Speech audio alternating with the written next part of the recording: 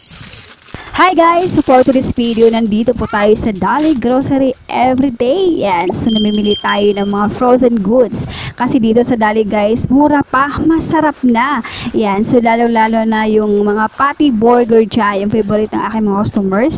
At kumuha na rin po tayo ng Coco Mama. Yan, so 5 pieces po ang aking kinuha. Yan, so tamang-tama na ubusan ako sa tindahan.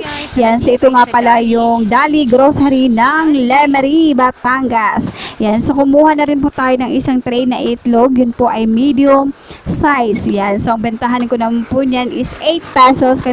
Hindi po siya kayang 9 or 10. Yan, so medyo maliit siya.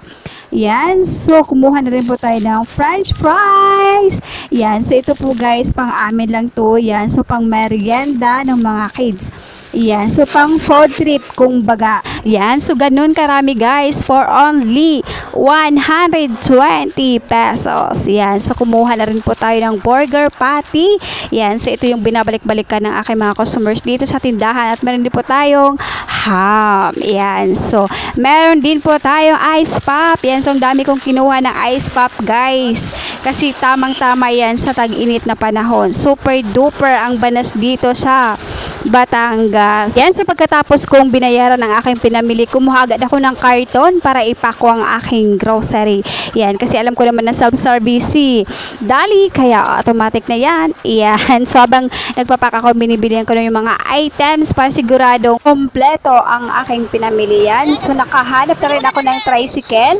Yan, so yun po ay dadaan pa po kami sa bilihan ng cigarettes kasi sa Dali po ay walang cigarettes. Yan, so ang traffic dito guys, ang haba ng mga sasakyan dito, nakakatakot kasi nagko-cross kami. Yan, so pupunta na po kami doon sa groceryhan na binibilhan ko ng mga cigarettes. Yan, so ang init pa dito, grabe, pero titis, gaganda lang, taste, ganda. O, diba, nabulol pa.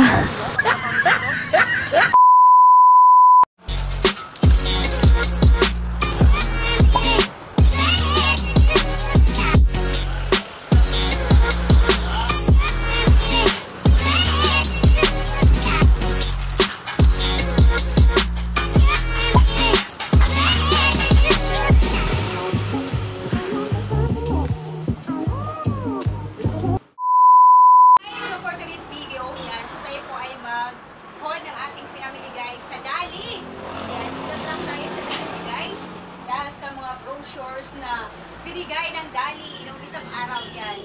So, meron tayo ditong french fries. Yan. So, ito guys, panglagyan na lang tayo sa pag mga french fries. Yan. So, meron tayo dito guys. Yan, mga burger patty. Yan. So, kung sabi ko kanina mga ano guys, mga frozen foods. Yan. So, bumili tayo ng 5 pack. Yan. So, ito po ay burger patty. Yan. So, meron tayong ham. So, favorite ni Simon. Ham. Yan. So, meron tayo dito. Yan. So, 4. Yan. So, 4 lang guys.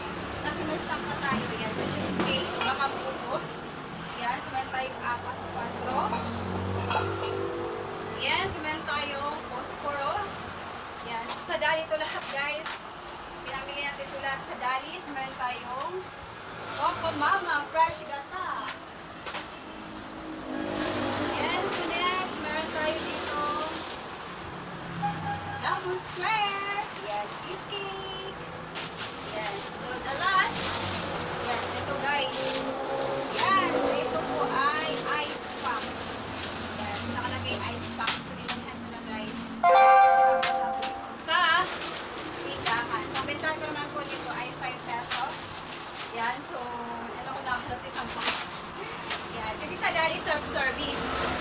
So, maganda na rin yun.